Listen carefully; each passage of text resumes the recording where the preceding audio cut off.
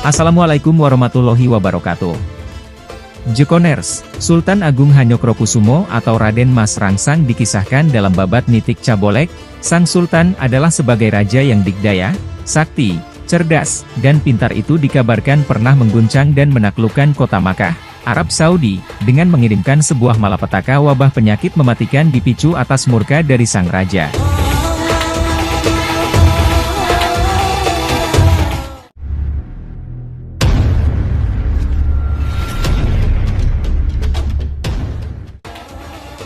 Raja Mataram itu murka lantaran tersinggung atas penolakan keras dari pemegang otoritas kota Makkah saat itu, yakni Imam Syafi'i.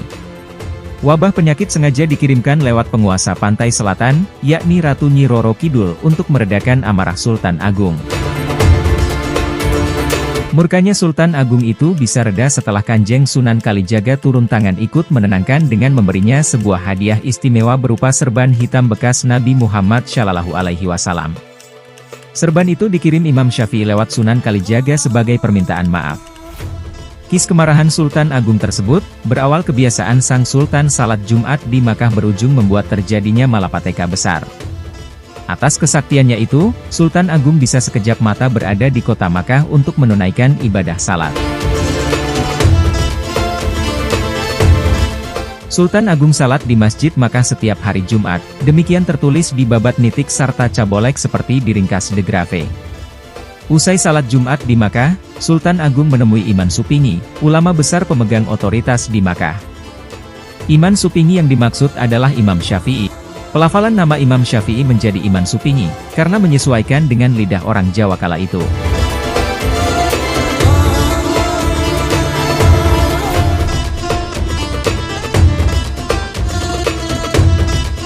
Usai salat, Sultan Agung saat itu meminta izin kepada Iman Supingi untuk mendirikan sebuah pesarean, makam, di kota Makkah.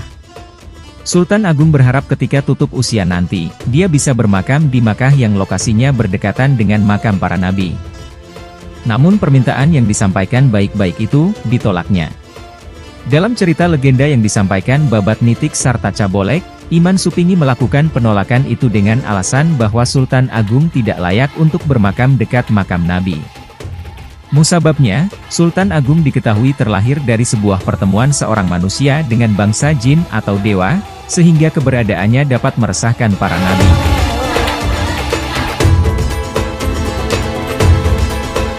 Alhasil, Sultan Agung tidak bisa menerima alasan yang diutarakan Iman Supingi tersebut.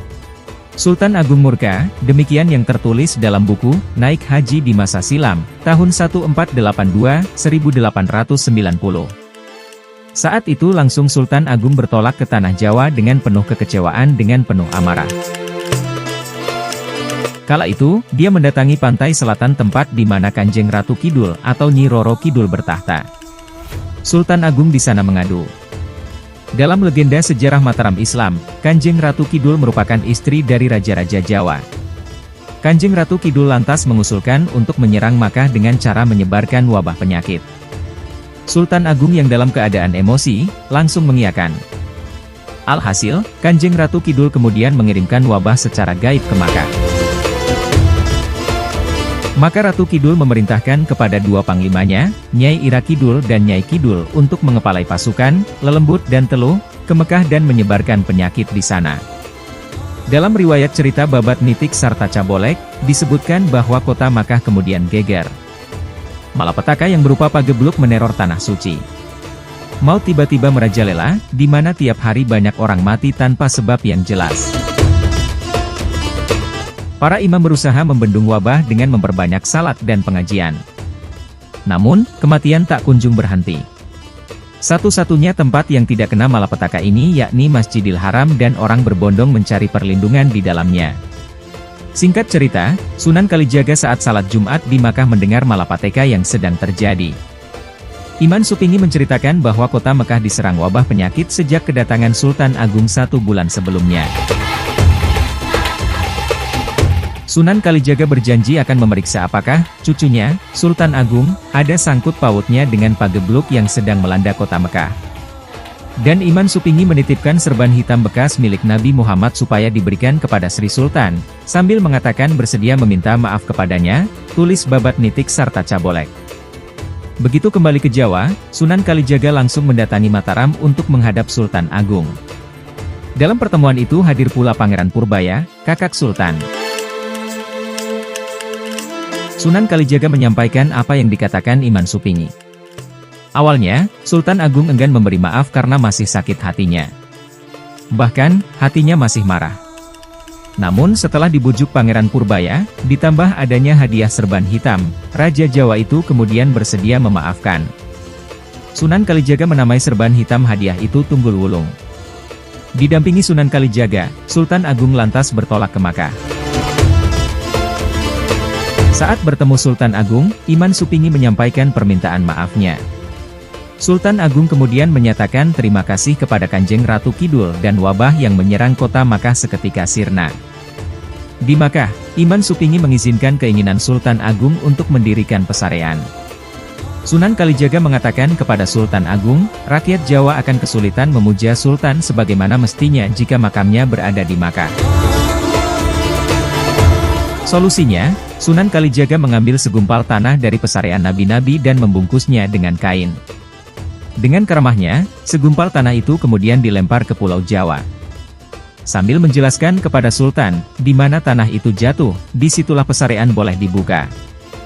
Gumpalan tanah Mekah itu jatuh di Gunung Girilaya. Saat Sultan Agung mendatangi lokasi, dia keduluan Sultan Cirebon yang menyatakan ingin bermakam di situ karena tanahnya keramat. Silakan, kata Sultan Agung, dan Sultan Cirebon mangkat seketika. Sultan Agung sudah rela saat meninggal tidak dimakamkan di Makkah. Sunan Kalijaga kemudian kembali melemparkan segumpal tanah. Gumpalan tanah itu jatuh di Bukit Imogiri. Di tanah keramat itu, Sunan Kalijaga dengan kesaktiannya membuat mata air memancur dari batu. Di Imogiri tersebut Sultan Agung kemudian mendirikan pesarean Raja-Raja Mataram Islam dan keluarganya hingga sekarang. Semoga video ini bisa menambah wawasan dan menghibur Jekoners. Terima kasih. Wassalamualaikum warahmatullahi wabarakatuh.